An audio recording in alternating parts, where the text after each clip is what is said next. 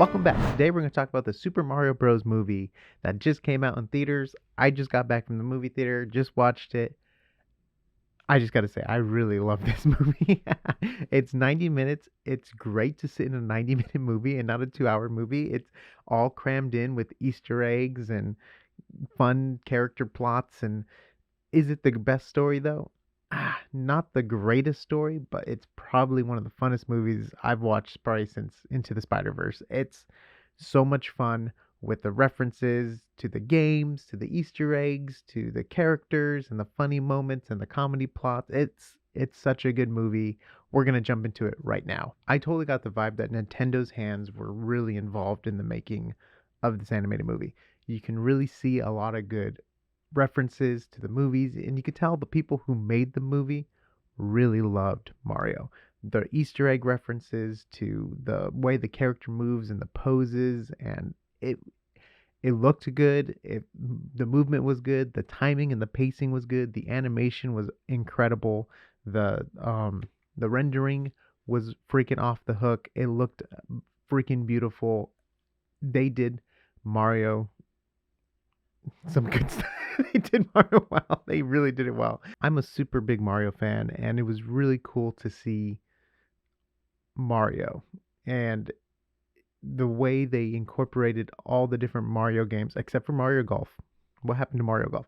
All the other Mario games into the story. It was almost incredible how they were able to do this within 90 minutes. There was like an Easter egg on screen for almost every frame. There was something reference to Mario or to the Mario universe or Donkey Kong or Bowser, that whole Mario universe world.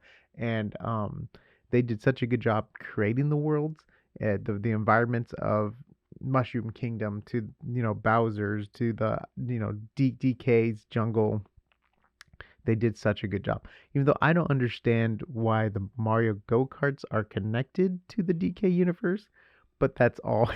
That's all fine. But yeah, let's talk about some of the story stuff. It felt like a very safe movie. They didn't want to push the characters, which I think is good, because I feel like a mistake a lot of movies make now are trying to push characters for animated movies outside of what we know who they are, and let's dive deeper into this or let's go deeper into that. And I feel like sometimes you just need a fun, simple story.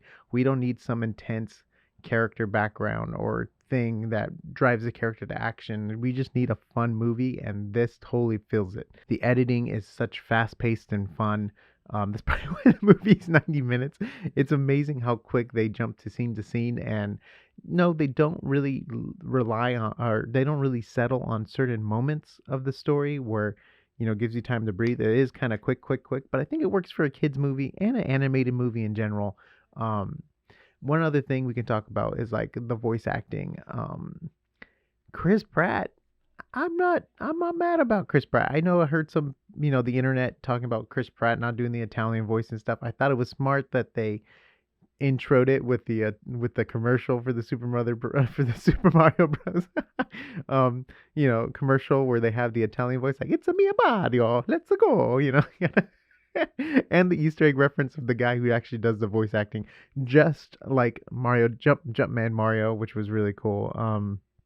And there you also had the arcade game in that diner, and so many other references and Easter eggs almost everywhere you looked. And I even Luigi's ringtone is the GameCube cube building up, which was freaking awesome. But Chris Pratt, after a couple minutes, he kind of just became Mario to me. It didn't bug me. It didn't take me out of the story. Like, I was completely fine with that. I thought Charlie Day did an incredible job as Luigi. I thought he chose what to do with the character's voice, and he just stuck with it, and it totally worked for Luigi.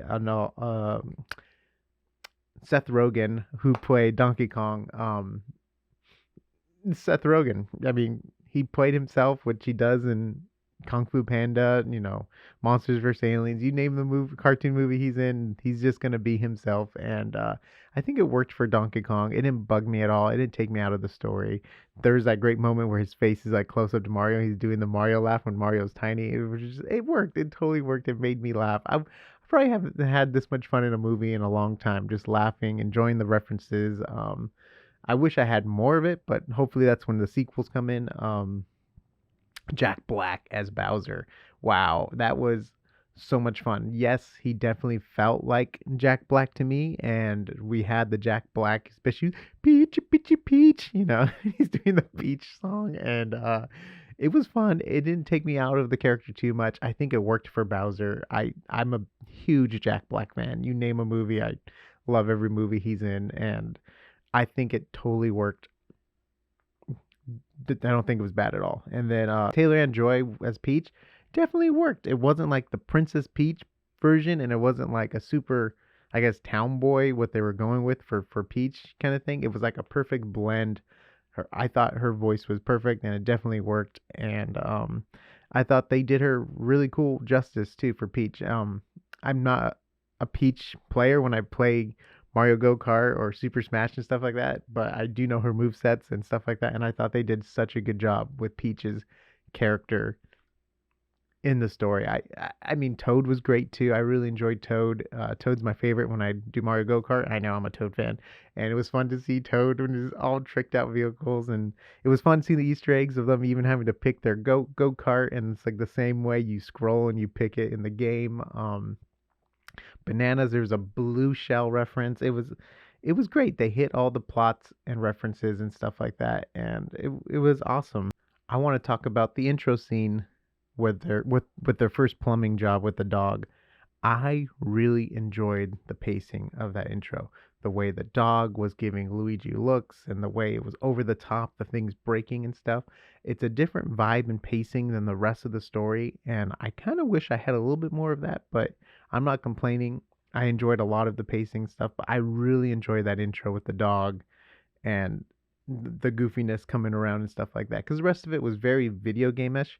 That first part just kind of felt like an animated movie, and the other parts you can definitely see the side scrolling and everything else that become very game related. But I really enjoyed that whole sequence with the dog. Maybe in the future they can expound a little bit more on the timing and pacing of that scene in other Mario movies. But I mean, it was great. It was an overload. It was an overload of visualization. I mean, there's so many visual things to look at. It pretty much overloaded it could overload your system, but it worked because of the design. Mario is designed in such a way where it's a simple design. They're very rounded curves. You have the red and the blue, the green and the blue. Bowser's his shape with the spikes, and Peach's her shape with the pink and the colors, and the reason why the overload of the visual overload worked was because of the simple shapes. If you compare it to like Transformers, when you have all the Transformers fighting, that's too much of an overload because there's not enough character differences. Like they all kind of look the same, just with a couple of different paint colors on them, but their silhouettes look the same, and the way they move and the parts and stuff are also similar, where you don't even know who's who in a fighting scene. There's just like it's just metal hitting metal, where this every action scene Donkey Kong has his shape and his silhouettes and his pose. So that definitely worked. Like it didn't bug me it being over the top visual, like visual stimulation, because the simple shapes really came through in such a strong way, and that goes to the original designs of the characters.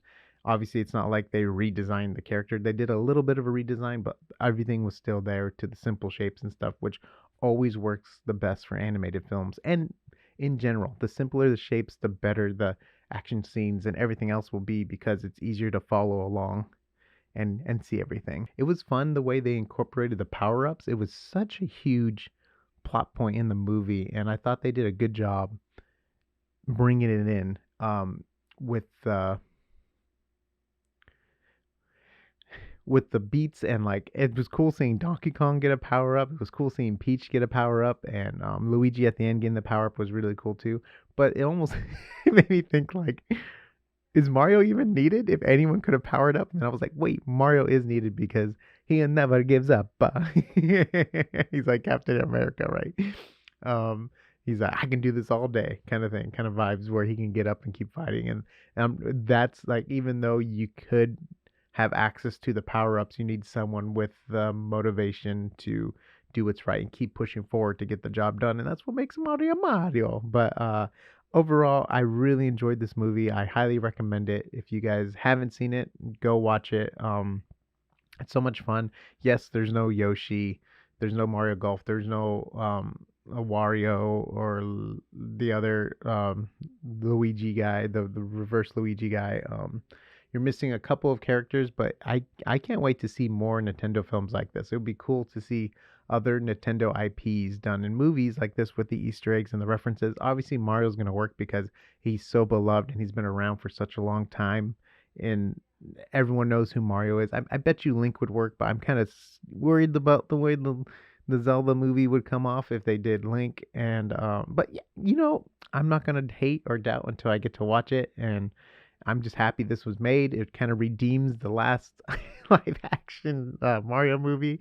Um, it was basically everything we could have wanted in a story, and I give it 2 thumbs up. I don't know why the critic score is so low for this movie. I don't know why they're hating on this movie. It's so much fun and entertaining compared to a lot of other crap we've been getting in theaters. So this is great. By the way, if you enjoyed this review, give it a thumbs up. Comment down below things you liked and didn't like about it. By the way, every comment is entered to win a shirt at the end of the month. We have a shirt store, thebestnerdshirts.com.